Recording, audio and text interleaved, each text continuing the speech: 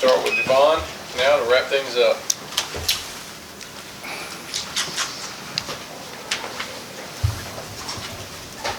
Javon, Coach Smart talked yesterday about figuring out where you fit best in the secondary and trying to decide that through camp. When you look at safety, how much more comfortable do you feel there now compared to the start of spring and trying to learn the ropes? How far do you feel like you've come? I feel like I've come pretty far actually. Like I said, I'm under great leadership in Coach Smart and Coach Muschamp. Those guys do a great job of helping you. We call them nuggets across the field, helping you really just kind of not cheat the system, but play within the system to the best of your ability. Those guys do a great job of helping me learn, coming in and day out, learning more about football, learning more about the game and how to make plays that are supposed to be made, and how to make plays, honestly, that aren't even really supposed to be made, but how to really just be a high-caliber player at that position. I feel very comfortable. It's still a defensive back. It's not like I moved a D lineman or anything like that. So, like I said, I feel pretty comfortable about it.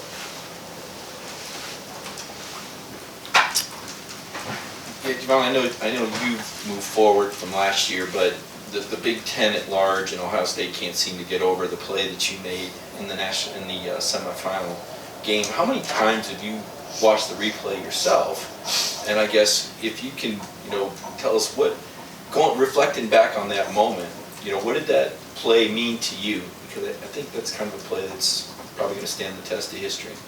I'm gonna be honest. That play happened in December. You still talking about it? That's really not my fault.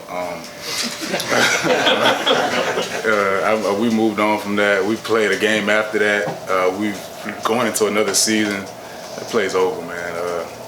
To be honest, I don't really have too much to say about that. It's over. It's done with. We're looking on and preparing ourselves through camp. Yeah, Javon. Jamon Dumas-Johnson was obviously a vocal leader for you guys last year. How have you seen him grow and potentially even take on a bigger role for this team going into 2023? This defense is not the same without Jamon. We call him Pop. This defense is not the same without him. He's the voice. As a middle linebacker, you have to take on that role. It's something that we don't take lightly. And he's been under great leadership years prior to him getting here. So, like I said, it's big shoes. But he's taking on that role and he embraces it. He comes in to work day in and day out. A close friend of mine and a guy that I look up to on the defense, that we have to be on the same page. Like I said, I'm excited for his future and the things that he's going to help us do this season. Javon, when we were talking to Chris Smith at the Pro Day, he brought up your name and brought up a guy that I was a little surprised by, but Janelle, despite being a freshman, is someone that can step up as a big leader. I mean, what have you seen from Janelle, both as an athlete, but then also stepping up as a leader despite just being so young? As far as leadership roles, I feel like you got to kind of come in and kind of follow a little bit to be a leader. But as far as like his capabilities, Janelle's a freak athlete, man. And you see it on a day-to-day basis. The guy shows flashes on a day-to-day basis and in practice. Really just a playmaker, and I feel like you're going to see it throughout this fall. Really still has a lot to learn, but this is what the defense to do so in. This defense teaches you a lot about football, and Janelle's going to be a great player here. So I'm excited for his future as well. You've been known as a playmaker yourself. You talk about making plays on the ball. Moving a little bit further back from the origination starting point of the ball to safety, from starter safety, have you noticed any differences in your ability to get to spots on the field where we might be able to impact the football? Really for me, I like to study the game a lot. The angles, you move back deeper in the defense, the angles start to change. You have to slow yourself down sometimes. And it's crazy you talk about slowing down on the football field, but those are the things that make great players. You look at the Ed Reeds, the Troy Polamalu's, those guys took the time out to actually study the game from the safety position, and that's why they're one of the great players. So I try to take the little key things in my game and try to enhance them, take them to the next level, like angles toward the ball, middle field breaks, a lot of things that I have to get better at. Just my level of conditioning, you're the last line of defense, really, so you have to run to the ball every play, and that's every position, but especially at safety. But those are the things that I need to work on. Those are the things that I try to enhance better in my game. And as far as making plays, I feel like the coaching staff does a great job of putting us in the best position to be successful within the defense. So along with my God-given ability and their expertise in the game, I really feel like we can make a lot of plays this year. Yeah, this is kind of along the same lines, but it sounds like you've kind of stuck at safety. I mean, do you anticipate that being an exclusive thing going forward and into the season?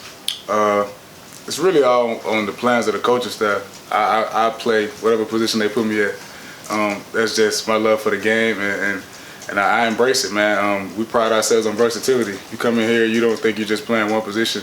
The more versatile you are, the more value you add into yourself. So I take pride in that, learning more positions. Hell, I try to learn more linebacker if I could, but just really just embracing that and taking on that role.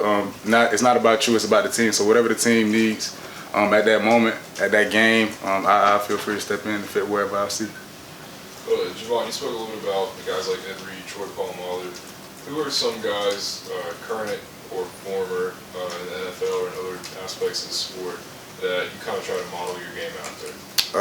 Well, my favorite player is Tyrann Mathieu. I love the mindset. I was just watching Buda Baker last night. Great player. Like I love guys that are similar to myself. Not probably bigger guys in stature, but great players. All the time, probably Ed Reed. Just guys that have a knack and a love for the game. I'm not gonna lie. Like if you don't love football, you really can't be here, and you really can't be around me because I take a lot of pride in this game. This game has done a lot for me, and I hope to God and pray that it continues to do a lot for me. And like I just take a lot of pride in this game. I love this game. It means a lot to me. So just those guys, and of course I had leaders that came through here like Chris Smith, Lewis Seen. Those are guys that I looked up to for a while. So we're just trying to follow in those guys' footsteps and build a great foundation and legacy for myself as well. Javon, that pride certainly showed when you were playing that down position so well, making plays, tackles. Now you're looking to be going back. Who are you looking forward to sort of hold that mantle that you established last year down there? Whoever gets the job done. To be honest with you, I don't point out single players. It's not my job, and it's really not my position to do so. But we have a lot of great players in the DB room that can take that. You know what I'm saying? That can fill in that position. Tyke Smith is a great player, All-American guy, stand-up guy. Can't wait to see him ball out this year. We have Joe Nail. Like we have so many other guys that can step in and play great Georgia football, and that's what we're looking for. We're looking for the guys that'll buy in and step up and play great football within our defense and within our standard. Like we have a saying, if you're on the field, you're a starter. It doesn't matter who's in. You step on that field, we expect you to produce. I spoke to one of your former high school teammates, Dix Ricks Jr., and he just kind of talked about, he mentioned the term Baldwin tough. Just what does that mean to you, and just what did y'all both learn under Coach Hicks while y'all were there, as y'all were both playing college football now? Grit, man, just grit. You got to get it. You know, you don't have all the resources that maybe other schools might have, but if you love this game, you'll do whatever it takes. You'll do whatever it takes to get in the position that you want to get in. And I love DJ to death, man. I just talked to him like 5 minutes ago. It's crazy. But just being brought up like that, man, it helps mold you in not only into a great football player, but as a great man in general. Things are not going to go your way all the time. You're going to have ups and downs, trials and tribulations, but what are you going to do about it? You're going to sit and mope, or you're going to take it on the head and keep pushing. So I feel like that's what Baldwin tough means to me. And Coach Hicks is a perfect example of that. He had great leadership for us, and as a guy that I still love and talk to this day, so I'm thankful for him.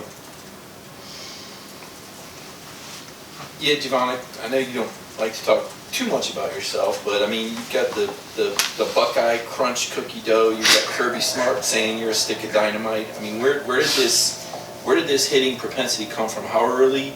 And can you explain the mindset that separates your hitting ability maybe from others that we've seen? I don't really know what goes on in other people's heads when they play in the sport, but this game is physical. This place is physical. We just had a practice in Spiders. It still was physical, you know, and it's always going to be like that. That's not because of the certain players that are here. It's just the standard that we withhold within this organization. This place is physical. It was physical before I got here. It's going to be physical after I leave. So just the physicality that we bring, and I pride myself on that. This game is physical. It's never going to change. And you have to have that certain edge, that physicality. some guys aren't as big as others. You know, you got to have that certain swagger and that certain ego about yourself, not in a bad way, but of a sense that, you know, you step on the field, this is the game that I love, and this is the game that I'm, you know what I'm saying, going to continue to play. So, like, it's just passion, man. It's passion and energy. Like I said earlier, I love this game. I love this game, and really just that's what you see on the field when I try to play. You know what I'm saying, at my best. Just really just this passion and energy. Got time for 2 more questions. Yeah, you mentioned instincts, making plays on the ball, you watch film and that stuff. How much of that is just film study, that kind of things, and how much is something you're born with, just natural instincts that let you make plays on the field? I really don't know, you know what I'm saying, the percentages of that, but I take pride in watching film. To answer your question, I take pride in watching film. I feel that football intelligence is one of the vital pieces that make good players great players. When you can anticipate things happening before they even happen, that's the difference between a PBU and an interception. And I take pride in things like that. Like I said, it's all about, this game is about inches. You know, I've been seeing players, teams lose games through inches and win games through inches. So just one false step can cause me an interception, or one false step can cause a player to catch a ball on me. So I take pride in that, and I don't take nothing away from the man upstairs, man. I'm blessed and fortunate to be able to make the plays that I make and do the things that I do, and I show an immense amount of gratitude for that, because not everybody can, you know what I'm saying, not everybody can play at this level, and I'm so blessed and grateful to be able to do so. Javon, you look at this year's defense, you know, several starters from last year going on in the NFL. Over these next few weeks in fall camp, what do you guys on defense need to do, need to accomplish to be able to be successful once you get into the season? Me personally, I want, really just right now, I just want us to play as a team, play together. Simple things that make defenses great defenses. Get a call, give a call, run to the ball, be the best condition, be in shape, be physically dominant.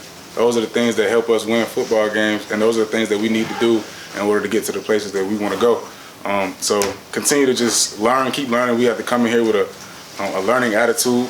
We're never too good to learn. Our coach just said, our defensive coordinator just said that he's going to learn something every day that he didn't know the day before. So if a guy that's been coaching 29 years can still learn something, I'm pretty sure that everybody on this defense can learn something as well. So like I said, and we have to take pride in that. We have to own up to it, and we have to really just embrace it and pass it around. Hopefully it can be contagious.